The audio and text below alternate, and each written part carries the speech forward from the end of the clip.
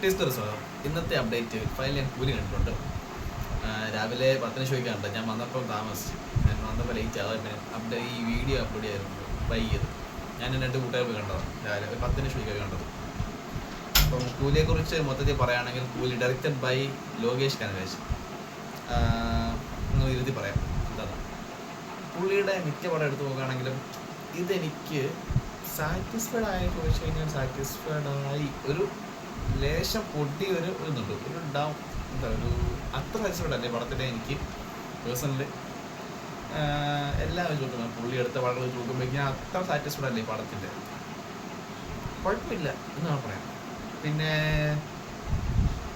Writers Chandru അൻപഴകും ലോകേഷനും script നോക്കുമ്പോഴേക്കും ഒരു പുതിയ concept വെച്ചുകൊണ്ട് ഈ പടത്തിൽ ആ കൺസെപ്റ്റ് കൊള്ളാം.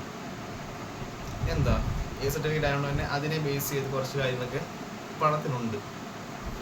പിന്നെ സ്റ്റാർസ് രജനീകാന്ത്, അമീർ ഖാൻ, നാഗാർജുന, ഉപേന്ദ്ര, സത്യനാണ് ഇവൻ്റെ എല്ലാവരും ഉണ്ട്. ഇവർ ഇത്രയും പേരിലും എൻ്റെ പേഴ്സണലി എനിക്ക് എന്താ പറയുക രജനീകാന്ത് പറയുകയാണെങ്കിൽ രജനീകാന്ത് പക്ക സ്വാഗായിട്ട് പുള്ളി വരുന്നു. അത് എടുത്തു വെച്ചേക്കുന്ന പരിപാടിയെല്ലാം പുള്ളിയാണ്. സ്വാഗും പെർഫോമൻസൊക്കെ അവിടെ ഇവിടെ ചെറിയ ഡൗൺ ഉണ്ടെങ്കിലും സംഭവം കൊള്ളാം. പിന്നെ നാഗാർജുന കൊള്ളാം കേട്ടോ.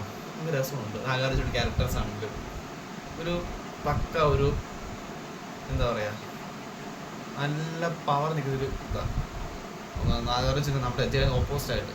പിന്നെ സൗബിൻ പെർഫോമൻസ് വേറെ ലെവൽ പെർഫോമൻസ്. സൗബിൻ ടോപ്പാണ്. അതെടുത്ത് നോക്കണം. സൗബിൻ്റെ പെർഫോമൻസ് ടോപ്പാണ്. ഉപേന്ദ്ര വന്ന സീൻ പുള്ളി സ്കോർ ചെയ്തിട്ട് പോയി. വന്ന സീൻസൊക്കെ രജനിക്കാന്തിൻ്റെ സൈഡ് ആയിക്കൊണ്ട് പുള്ളി സ്കോർ ചെയ്ത് പോയി. അത് വേറെ ലെവലാണ് സാധനം. പിന്നെ ഉള്ളത് അറിയാലോ ആരാന്ന്, അമീർ ഖാൻ.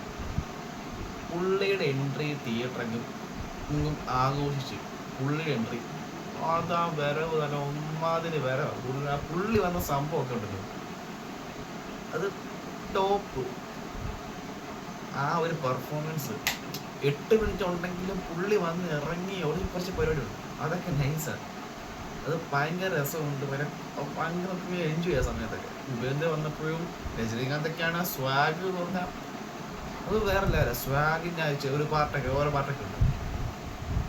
പിന്നെ ഉള്ളത് എന്നതാ ക്യാമറ ആംഗിൾസ് ഒക്കെ ടോപ്പാണ്.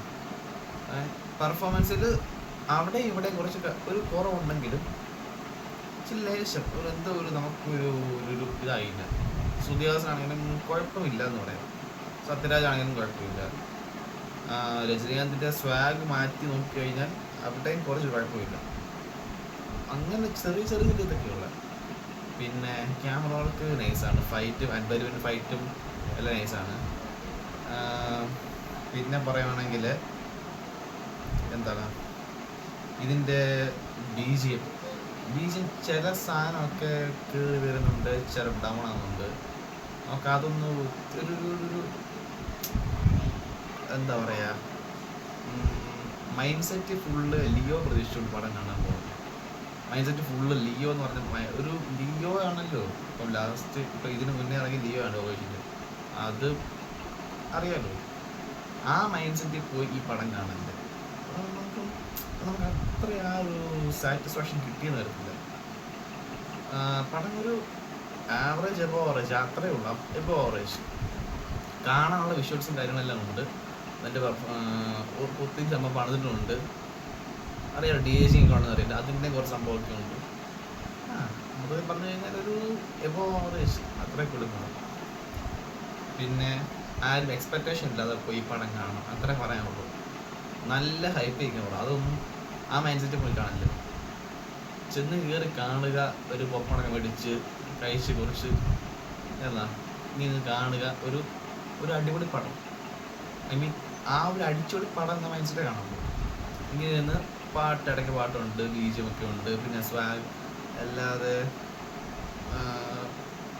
എന്താ പറയുക ഇങ്ങനെ ഇരുന്നിരുന്നിരുന്നിരുന്ന് ആ ഒരു മൈൻഡ് LC എന്ന കൺസെപ്റ്റിൽ പോയി പടം കാണല്.